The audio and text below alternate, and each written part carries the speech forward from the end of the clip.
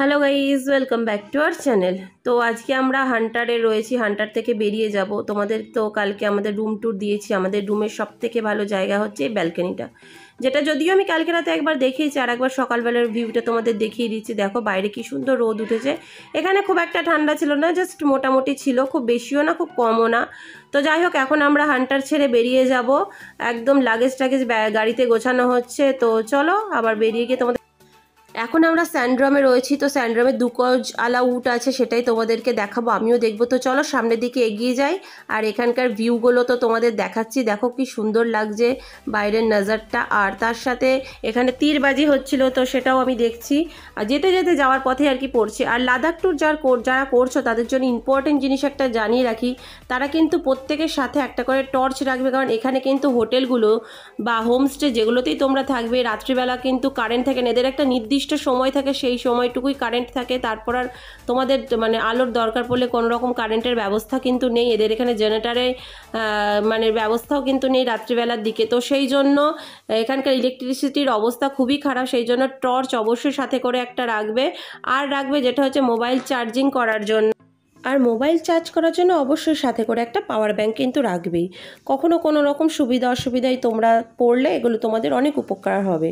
তো যাই হোক, সবাই উঠে পিঠে উঠে পড়েছে, আর আমি উঠবো না করেও শেষমেশ বাপ্পা জোর করেই ওঠালো, কারণ এখানে তো আর বারবার আসা হবে না। এরকম দুপুজালা উঠ আমরা সচরাচর কোনো জায়গায় দেখতেও পাই না। তো যাই হোক, ওখান থেকে বেরিয়ে গেছি স্যান্ড্রম থেকে। এখন এখানকারই একটা লোকাল মনেস্ট্রিতে রয়েছে। আমি আগেই বলেছি এখানে প্রচুর মনেস্ট্রি রয়েছে। এই বুদ্ধটাকে আমরা যাতায়াতের পথে, মানে যেদিনকে আর কি এসেছিলাম সেদিনকে দেখেছিলাম। এটা অনেক উঁচু, মানে এখানকার সব থেকে হায়েস্ট বুদ্ধ মূর্তি হচ্ছে এটাই। তোমাদেরকে দেখাচ্ছে, দেখো কতটা উঁচু, মানে পাহাড়ের থেকে উঁচু লাগছে দেখতে। তো এখানকার ওয়েদারটা খুবই সুন্দর ছিল, আর ঝিরিঝিরি করে একটু পরে বৃষ্টি মানে পড়া শুরু হয়ে গেছিলো।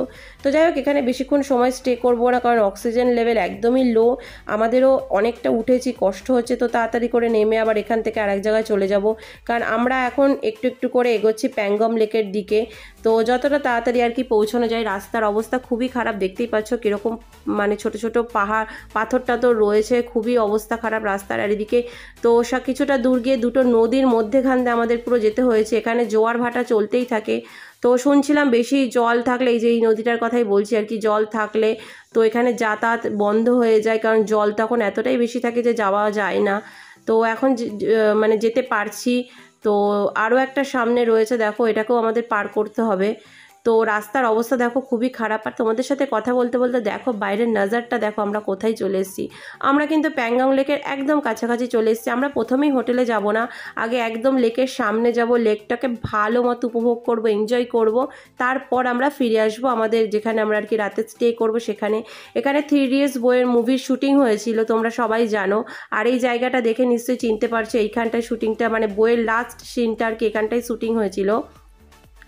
তো আর এখানে কিন্তু সেই মুভির সব কিছু রয়েছে আর কি, এই 3টে বসার চেয়ার, আর মুভিতে যে যে আর কি সিম্বলগুলো ছিল সবগুলো এখানে রয়েছে। আমরা সবকটাই বসে মোটামুটি ফটো তুলেছি। আর এই প্যাঙ্গং লেকের জল কি অসাধারণ কালার, দেখেছো এর? আর প্রচণ্ড ঠান্ডা, তার সাথে বিভৎস হাওয়া দিচ্ছিল, দেখতেই পারছো কি পরিমাণে হাওয়া দিচ্ছে। জলটা কিন্তু মারাত্মক ঠান্ডা ছিল, মানে হাত দেওয়া যাচ্ছে না। বরফও মনে হয় এর থেকে কম ঠান্ডা হয়, জলটা এতটাই ঠান্ডা ছিল। আর বাইরে প্রচণ্ড ঠান্ডা ছিল, মানে এত রোদ রয়েছে তাও কিন্তু এর মধ্যে আমাদের প্রচণ্ড শীত করছিল। মেনলি এত হাওয়া দিচ্ছিল, আর লেকের একদম কাছাকাছি রয়েছি বলেই এতটা ঠান্ডা লাগছে। তো যাই হোক, আমরা কিন্তু আমি এখানে অনেকটা রিলস ভিডিও করে নিয়েছি। তো দারুণ। তো দেখো প্যাঙ্গং লেকটা।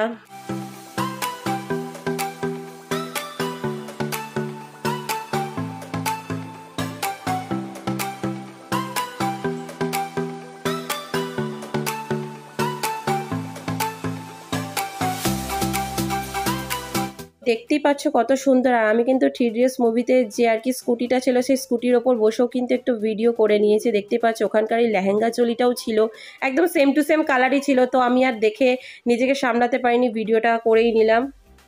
ঘোরাঘুরি হয়েছে, আর রোদ চলে যাচ্ছে, অন্ধকার হয়ে যাচ্ছে, আমরা চলে এসেছি যেখানে থাকবে। এই ঘরগুলো কিন্তু প্লাই দিয়ে বানানো, আর ওপরে টিনের ছাউনি দেওয়া রয়েছে। এখানে কিন্তু স্নানের ব্যবস্থা একদম নেই, আমরা প্যাঙ্গং লেকে কিন্তু স্নান করতে পারিনি। একদিনই আমরা স্টে করেছিলাম, কারণ এখানে কিন্তু স্নানের কোনো ব্যবস্থা নেই বাথরুমে, তো সেই জন্য আমরা স্নান করতে পারিনি। আর দেখতে পাচ্ছ এটা হিল সাইড আর কি কেবিন আর কি, এটা আমাদের। প্রচণ্ড ঠান্ডা লাগছে, আমি ভেতরটা ঘুরে তোমাদের একটু দেখিয়ে দিচ্ছি। দেখো ভেতরটা জাস্ট মানে একটা ফ্যামিলি আর কি থাকতে পারবে একসাথে, একটা বেড রয়েছে আর কিছুই নেই। বাথরুমটাও একদম খুবই ছোট্ট। এই দেখো এটা হচ্ছে বাথরুম, এখানে স্নানের কোনো ব্যবস্থা নেই দেখতেই পেলে। আর বাইরে জল বেশি ফেলাও যাবে না, কারণ আমাদের কেবিন থেকে বারণ করে দিয়েছিল যেন আমরা বেশি জল না ফেলি, কারণ জল যাওয়ার কোনো ব্যবস্থা নেই। বাইরে প্রচণ্ড ঠান্ডা, সবাই কাঁপছি, তো একটু গরম গরম চা, অনেক ঘোরাঘুরি হয়েছে, এবার একটু গরম গরম চা খেয়ে নিই আর কিছু খাবারও খেয়ে নিই, কারণ অনেকক্ষণ আমরা জার্নি করেছি, কিছু খাওয়া দাওয়া হয়নি। তো চা, ম্যাগি আর ব্রেড অর্ডার করেছিলাম, এটাই এখন খেয়ে নিই। তো আজকের ভিডিওটা এইটুকু, ভালো লাগলো অবশ্যই লাইক কমেন্ট শেয়ার করে পাশে থাকবে। দেখা হবে নেক্সট একটা ভিডিওতে, জন্য তো টাটা বাই।